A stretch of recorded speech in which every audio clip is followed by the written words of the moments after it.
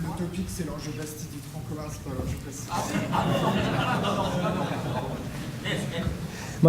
Moi, j'aurais fait la droite avant d'attaquer le tronc, de façon à pouvoir respirer un petit peu si jamais ton tronc merde un peu, que tu es au moins la droite bien ouverte. De toute façon, même si la droite est ouverte, si le tronc merde, ça va pas bien se passer. Ça, avec la droite ou sur la droite, ça va pas changer grand-chose. Moi, personnellement, si Dieu, je partirais, je vous donne ma stratégie. Moi, je partirais par 2 petits guides et je palperais ces plaques pour voir si elles sont vraiment très résistantes, pas très résistantes. J'irai certainement pas forcément avec des gros ballons, mais je les tâterai un peu. Et puis, si elles se laissent un peu faire, bien, peut-être qu'on ira un peu plus loin. Alors après, si on mettra 1 ou 2 stunts, on verra. 86 ans quand même. Hein. Donc oui. On peut penser que c'est dur. Hein. C'est du dur, c'est du hard. Bon, alors donc on a préparé le dossier et avant de voir ce que tu as fait, donc on va parler un petit peu des tips and tricks quand vous avez un tronc commun gauche.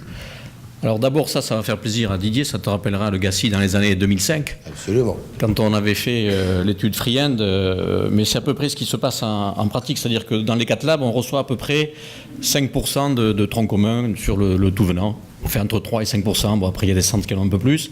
Et globalement, dans 70% des cas, vous avez ces lésions distales. Donc effectivement, l'ostium et le corps du tronc, c'est pas trop un problème, mais le distal, bien sûr, c'est une bifurcation plus un tronc. Donc c'est ça qui va poser le problème. Bon, la classification de Médina, je vais passer assez vite, vous la connaissez tous, aussi bien que nous.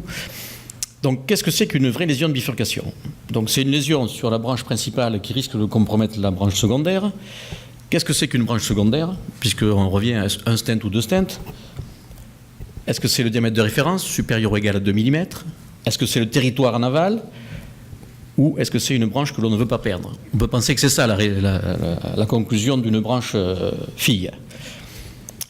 Alors le traitement de la fille, dans quel cas la stenter? Est-ce que vous allez stenter toutes les vraies bifurcations avec 2 stents? Est-ce que vous stentez uniquement si vous avez un résultat insuffisant? Est-ce que vous stentez d'emblée quand la lésion est longue au niveau de la fille? Ou donc ça, c'est on va dire les items qu'on peut poser quand on veut attaquer une lésion de bifurcation. Alors, est-ce qu'il faut prédilater la fille? Alors, ceux qui sont en faveur disent que ça améliore la lumière pour un meilleur accès ensuite. Et les autres disent que c'est inutile, surtout sur les lésions où il n'y a pas d'atteinte de la branche fille.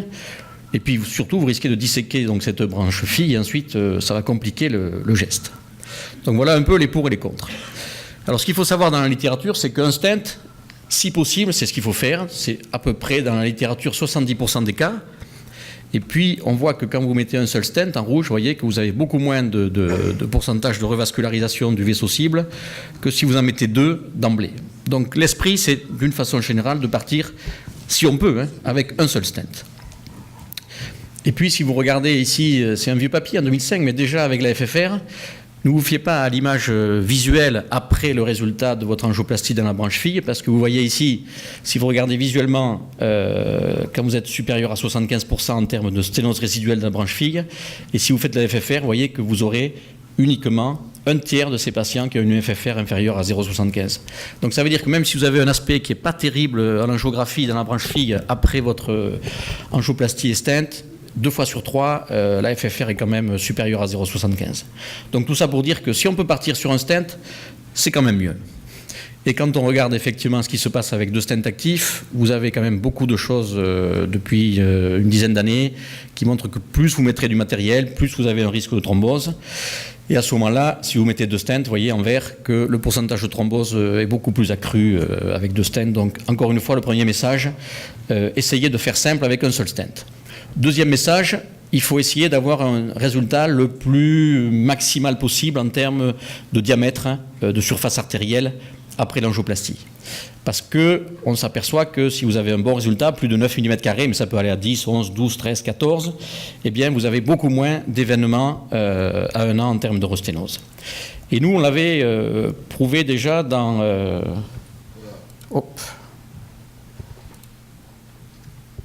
On l'avait prouvé déjà dans des études depuis 2004.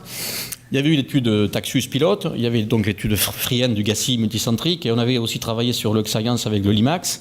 Et vous voyez le nombre de patients multicentriques, avec à peu près plus de 70% de lésions distales. Et vous voyez qu'au fil des ans, le pourcentage de 2 stents diminue. 42, 26, 19, et on augmente le diamètre en augmentant donc la surface résiduelle. Et vous voyez que 3,44, 3,59, 3,64, et de façon contemporaine, eh bien, un taux de TVR qui baisse. Donc du fait de ces deux grands principes, un seul stent et augmentation de la lumière artérielle en prenant des stents plus gros, etc., etc. Donc ça, ce sont déjà deux éléments importants quand on veut attaquer une bifurcation, et notamment au niveau du tronc commun. Alors après, est-ce qu'il faut faire systématiquement un kissing balloon final quand vous partez sur une stratégie à un stent? Alors là, il y a des nouveautés qui sont dues à l'équipe. Enfin, il y a Gérard Finet qui a beaucoup travaillé dessus, avec Pascal Mautref, avec Olivier Darmon, avec Pascal Guérin. Donc ils nous ont montré ça là, il n'y a pas longtemps, c'était il y a 6 mois à peu près, même pas, à l'European Bifurcation Club. Donc ils ont travaillé sur bien sûr des modèles de bifurcation. Donc je vous passe les détails parce que si on commence à rentrer dans les détails de Gérard, on n'en finira pas. Mais il le prend bien quand je lui dis. Mais si vous partez donc sur une stratégie à un seul stent, faut-il ou non faire un final kissing balloon? Donc il a fait plusieurs modèles, certains avec le kissing balloon final et d'autres où il ne fait pas de kissing final. Mais ce qu'il fait, c'est qu'il fait donc d'abord le pot, que vous connaissez, ensuite il va aller dilater la branche fille et pour ouvrir les mailles, et après, mais sans kissing, et après il refait un pot. Et quand il regarde le pourcentage de mailles qui sont mal apposées, quand il ne fait pas de kissing mais qu'il fait sa technique à lui, vous voyez qu'il n'a que 2%, 2,6% de mailles mal apposées, contre 8% dans le meilleur des cas, quand il a fait plusieurs modèles avec un kissing final. Donc, ce qu'il a fait là sur ce kissing final systématique, c'est avec le Promus. Il a fait 25 modèles donc, de bifurcation fractale. Et donc, ce qu'il préconise, c'est de dire, on fait un stent dans la branche mère, puis on fait le pot, puis on va aller ouvrir la side branch avec un ballon, et on refait le pot comme on avait fait le premier. Et à ce moment-là, vous n'avez que 2,6% de malapposition. Et c'est vrai que nous, il nous a globalement convaincus, parce que maintenant, c'est ce qu'on fait. On ne fait plus de final kissing balloon quand vous partez sur une stratégie avec un seul stent, encore une fois. Et je sais qu'il y a d'autres équipes qui le font, et il va continuer ce travail qui n'est pas encore publié. Maintenant, avec d'autres types de stents, notamment, il veut le faire avec l'Ultimaster. Mais donc, c'est un tip and tricks qui semble intéressant, et éventuellement, je vous encourage à le faire si vous voulez, mais vous verrez que les résultats sont bons. Alors, par contre, si vous partez sur 2 stents, donc 2 stents, vous avez compris pourquoi, soit parce qu'il y a une branche fille qui est très serrée, soit parce que c'est un territoire que vous ne voulez pas perdre, soit parce que la lésion est longue au niveau de la branche fille. Donc là, il faut évaluer l'angulation. Vous évaluez l'angulation, est-ce qu'elle est à moins de 70 ou plus de 70? Si c'est plus de 70, vous pouvez partir sur le T-stenting. Si c'est moins de 70, vous avez plusieurs techniques avec le mini-crush, le tap, la culotte. Et donc, globalement, je vais aller assez vite pour détailler ces différentes techniques. Et voilà un peu donc, les techniques à 2 stents. Comment stenter? Donc, le type provisional stenting, c'est quand vous partez pour un seul stent. Et effectivement, vous mettez le deuxième que s'il y a besoin. Le T-stenting d'emblée, donc, on l'a dit, c'est quand il y a une angulation supérieure à 70 degrés. Après, donc, vous avez d'autres techniques qu'on va vite détailler. Vous voyez, le tap, le V-stenting, le SKS, la culotte. En jaune, c'est un peu nous ce qu'on fait chez nous. Donc le type provisional stenting, je vais passer puisque c'est la technique à un stent, mais normalement, il y a dans la littérature le final kissing balloon, mais nous, je viens de vous parler de la mesure de Gérard Finet qui fait le repote seul dans la branche principale. Donc le T-stenting, vous avez votre stent que vous mettez dans la branche mère avec une angulation supérieure à 70 degrés. Et donc à ce moment-là, après échange de guide, vous pouvez très bien remettre un deuxième stent en T. Et en principe, puisque l'angulation est supérieure à 70 degrés, vous pouvez couvrir l'ostium de la branche fille. En principe, c'est comme ça. Vous avez le modifié T-stenting, c'est-à-dire qu'à ce moment-là, vous ouvrez votre... là, vous partez sur une stratégie à deux stents. Vous mettez le stent dans la branche fille, vous le faites légèrement déborder par rapport à l'ostium, vous voyez ici. Et après, vous gonflez donc le stent dans la branche mère, et puis vous faites un kissing. Et à ce moment-là, vous avez pu passer parce que vous n'avez pas quand même crushé ce stent, puisque c'est juste à peine légèrement débordé, et vous avez un petit modifié stenting. Vous avez le TAP aussi. Alors le TAP, nous on le fait quand il y a des gros diamètres, hein, parce qu'effectivement vous mettez 2 stents. Donc vous avez mis le premier stent dans la branche mère, et vous retirez un peu le deuxième stent qui est dans la branche fille, et vous le faites dépasser à l'intérieur de la carène, et vous créez à ce moment-là une néocarène qui est toute petite, et vous finissez avec votre kissing, et ça marche bien quand vous avez des gros diamètres au niveau de la carène. Après, vous avez le V-stenting. Alors, le V-stenting, comme vous le voyez, c'est quand vous avez peut-être un tronc qui est relativement long au départ et que vous avez les lésions qui sont ostiales au niveau de l'IVA et de la circonflexe. Mais attention, parce premièrement, il faut bien viser pour être sûr de ne pas déborder l'un par rapport à l'autre. Et puis, peut-être que vous laissez ici une zone qui ne va pas se réendothélialiser. Mais enfin, ça peut se faire si vous avez une lésion qui est 0, 1, 1. Et avec une angulation qui le permet, donc pourquoi pas. Bon, nous, on ne le fait pas très souvent, mais bon, pourquoi pas. Après, vous avez le SKS, donc le Simultaneous Kissing Stent Technique, où vous mettez à ce moment-là les 2 stents, et vous inflatez le premier et puis le second, mais vous voyez que là, il va rester une néocarène qui est très très très longue, et vous le voyez ici, ça, on se demande comment ça va se réendothélialiser. Et est-ce qu'il ne faut pas une double anti-agrégation à vie après? Donc ça, c'est pas quelque chose qu'on fait, mais bon, peut-être que certains le font. C'est effectivement peut-être rapide, mais comment ça tourne, je ne sais pas. La culotte, on aime bien, nous, parce que quand vous avez une angulation qui est inférieure à 70 degrés, vous commencez donc par mettre le premier stent dans la branche qui est la plus angulée, parce que c'est la plus difficile. Et puis ensuite, donc, en changeant des guides et en recrossant les mailles, bien, vous avez donc ici, après une deuxième couche de stent. C'est long parce que souvent, donc, il faut faire après le kissing, il faut refranchir les mailles.